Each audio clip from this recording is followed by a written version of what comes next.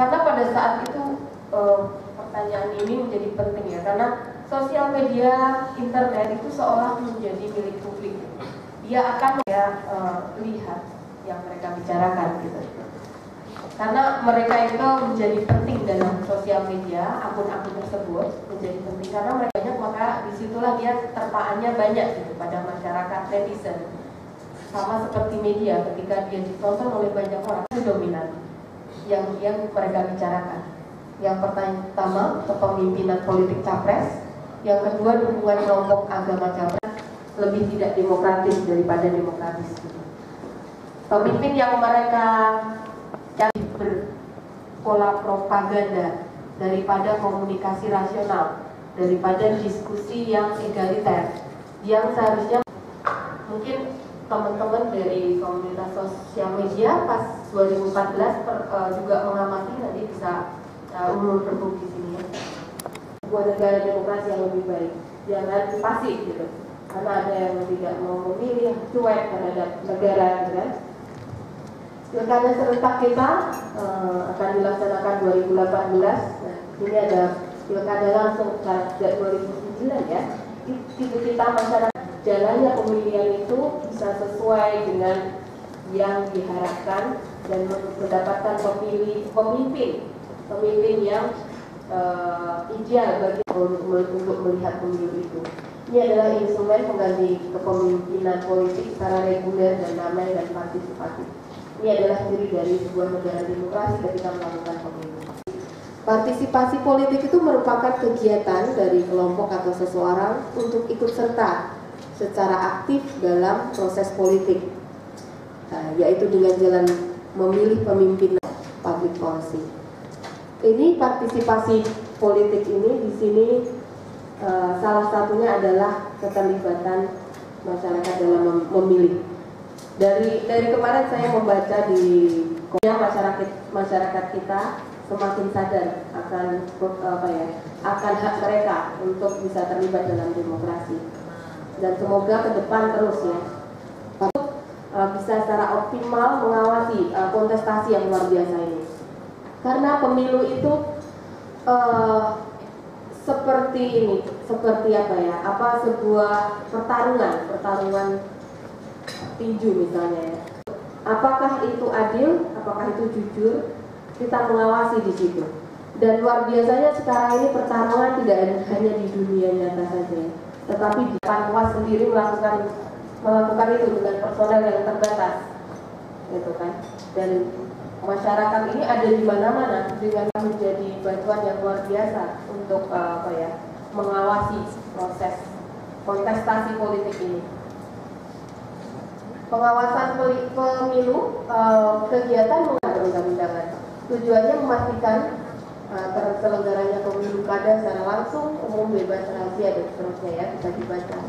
Jadi ini yang tadi sudah saya sampaikan, bagaimana pengawasan pemilu. Dan untuk melihat apa sih yang akan kita lakukan, kita bisa lihat dari slide ini ya, bahwa kata kunci dari pengawasan sendiri itu ada dua hal di sini, tentang pencegahan dan penindakan. Nanti kemudian law enforcement dan ada publikasi ya. Dan partisipasi ini akan mendorong semua pihak untuk berperan aktif mengawasi proses penyelenggaraan pemilu kada. Inilah tugas kita yang warga dalam memperluas akses partisipasi politik. Ya. Warga ini memiliki hak, mereka memiliki hak untuk mendapatkan pemimpin yang terbaik.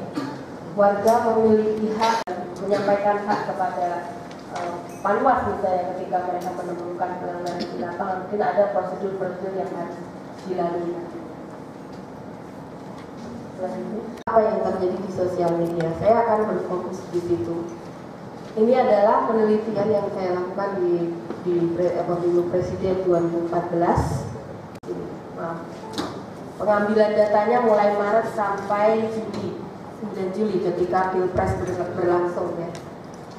Jadi sosial media saat itu pertama kali dipakai Prabowo, sosial media pertama kali dipakai dalam proses komunikasi politik saat itu. Pemilihan ini sosial media masalahnya adalah sosial media ini adalah sebuah ruang publik yang seharusnya milik publik, tetapi mereka di situ masuk ke dalam terjadi miss ketika masyarakat mengira bahwa yang disampaikan di sosmed itu adalah kepentingan politik, bukan kepentingan publik. Nanti kita lihat dulu. Tetapi yang terjadi saat ini tidak hanya di dunia nyata, bahwa ada demokrasi di luar dunia nyata, yaitu di internet, yang dalam teori-teori demokrasi itu disebut cyber demokrasi. Ada yang ada yang pandangan optimis tentang internet, cyber optimis, ataukah justru merusak proses demokrasi. Tentunya yang ingin kita gunakan di sini sudut pandangnya adalah yang sebenarnya internet sendiri bisa memang memiliki dua mata pedang ya. Kita tahu contoh-contoh merusak demokrasi. Kemarin kita ada ya fenomena tentang fake news dan sebagainya ya. Fake news, kemudian propaganda yang ada di situ. Dan itulah yang internet di Indonesia luar biasa perkembangannya. Jadi saya yakin pengawasan partisipatif di Indonesia, di Semarang ya misalnya, itu persen di antaranya itu menggunakan sosial media. Di sini ada Facebook, ada luar biasa, tinggi sekali ya. Dan Twitter ternyata sekarang sudah dikalahkan oleh Instagram karena 2014 itu menggunakan Twitter 11,5 juta. Nah, dan ternyata di sini di Jawa sendiri ada 65% penggunanya. Di Jawa terutama termasuk di Jawa kota besar. Itu ada ini tadi 132,5 juta pengguna internet di Indonesia. Dan dengan posisi ini artinya sosial media sudah bisa menjadi tadi yang saya sebut sebagai pendorong maupun perusahaan. Nah, ini kita sekarang akan belajar dari pemilu presiden 2014 tentang Twitter dan pemilu presiden. Jadi pada saat itu penelitian saya lakukan terhadapnya itu ada bayangan itu ada sekitar 20 akun Twitter yang saya lihat ya. Sama ya apa yang mereka tulis di dalamnya. Selama 2,5 bulan saya meng-capture apa yang mereka tweet selama itu sudah terlihat. Ini salah satu temuan sebenarnya bahwa Jokowi itu didukung oleh tentunya PDI karena itu adalah akun official. Kemudian info JKW P itu adalah akunnya relawannya Jokowi 10. Karena yang ada di sini yang menjadi apa ya namanya sampel itu adalah yang memiliki follower tinggi. Dan di situ ada 50 ribuan ke atas. PKS Piungan dan Trio Macan 2000 itu pendukung apa ya? Dia dilaporkan oleh banyak akun karena melanggar sara atau dan sebagainya. Saya tidak tahu. Tetapi saat itu dia disuspend ketika dia memberitakan tentang counter isu mengenai Prabowo yang bukan pelaku pembunuhan aktivis 98. Jadi ketika sangat keras mereka menolak itu dan membuat sejarah baru bahwa pelakunya itu bukan Prabowo itu si kegiatanmu Panos pada pagi hari ini. Baik, bahwa kami melaksanakan sosialisasi pengawasan pemilu partisipasi untuk pemilihan gubernur, wakil gubernur, bupati, wakil bupati untuk tahun 2018 dan juga nanti pemilihan untuk pemilu legislatif, kemudian presiden dan wakil presiden 2019. Bahwa hari ini memang untuk pengawasan partisipasi kami melibatkan semua stakeholder masyarakat, baik itu dari Ormas, kemudian ada juga penggiat media sosial di Kota Semarang, kemudian dari Keluarcap Pramuka Kota Semarang, kemudian juga teman-teman dari siswa SMU terus SMK ada yang ada di Kota Semarang. Kegiatan ini memang berlanjut dari kemarin sudah kita lakukan secara terus-menerus. Yang tujuannya yang pertama yaitu sebagai media sosialisasi kami sebagai pengawas pemilu bahwa akan ada ini loh hajatan besar pemilu untuk gubernur, kemudian legislatif dan pemilu presiden. Kemudian yang kedua menggalang partisipasi publik, terutama bagi teman-teman semua masyarakat khususnya, bahwa pengawasan ini bukan milik kami semata yang dilembagakan, tapi masyarakat bisa secara langsung untuk pengawasan secara langsung melalui tahapan per tahapan.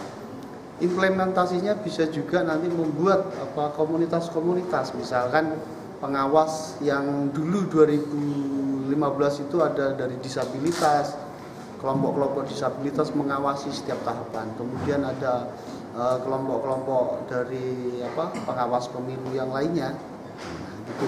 Artinya mereka bisa menjadi pengawas yang mandiri, independen di situ. Jadi tidak tergantung kepada kami, tapi pelaporannya ke kami. Nanti kita akan ada diskusi-diskusi. Di kita juga kita siapkan perangkat-perangkatnya, misalkan pojok pengawasan. Itu bisa untuk mereka diskusi. Per bulan bisa jadi begitu. Jadi komunitas-komunitas ini membentuk. Jadi pengawasan ini memang tujuannya untuk masyarakat. Sesuai tagline Bawaslu bahwa bersama rakyat awasi pemilu, bersama Bawaslu kita tegakkan keadilan pemilu. Oke, Pak, untuk kelembagaan kelengkapan sampai Panwascam sampai hari ini gimana Pak? Baik, bahwa kami di pengawas dari kota khususnya nanti akan menjadi Bawaslu Kabupaten Kota yang itu permanen 5 tahun. Kemudian di bawah kami itu ada Panwascam, panitia pengawas kecamatan, itu di 16 kecamatan sudah terbentuk saat ini. Kemudian nanti di sekitar bulan Januari pertengahan itu kami akan membentuk namanya PPL, pengawas pemilu lapangan, atau di bahasa Undang-Undang 7 yaitu Panwas Kelurahan. Nah, kemudian baru nanti kami setelah itu 23 hari sebelum hari H kami membentuk lagi namanya lewat kecamatan, itu namanya pengawas tiap TPS atau pengawas TPS. Itu ada di 117 kelurahan maksudnya. Atau di setiap TPS, kalau misalkan di pemilu wali kota kemarin sekitar 2000-an sekian pengawas TPS. Nah, kami juga nanti akan sekitar ada itu. Kalau PPL berapa Pak total Pak? PPL 117. Berarti satu kelurahan? Satu kelurahan satu. PPL. Koordinasinya dengan Panwascam. Baik. Oke, itu Pak. Terima kasih. Ya. Pak. Terima kasih. Ya.